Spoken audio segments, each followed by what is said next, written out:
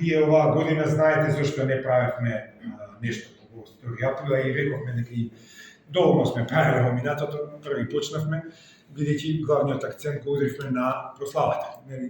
Централен настан година беше 25 годишнината.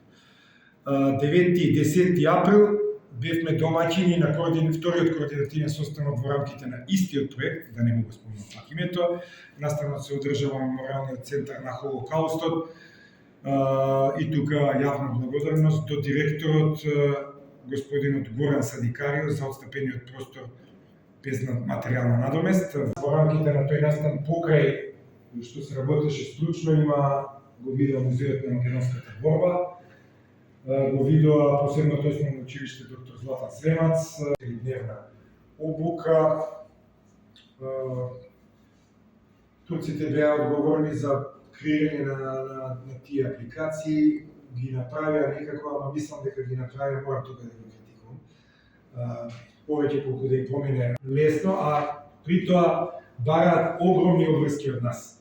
Малце некоректно, но и јас тука водам војни, буквално, сведоци се нешто колегата, водам војни преку интернет, преку WhatsApp групата, така што, еве, например, сега ќе ве информирам подоцна и за таа точка, значи, имаше повеќе, значи, беше даден акцентот така да се види градот, да се види иако времето беше прекрасно, октомври беше лето 30 степени, а 20 до 24 октомври, гледате на датумите. Така што ни останаа многу работи они должни, се надевам дека во следната година проектот завршува на 31 август. До Истанбул сега, односно не ни пречека.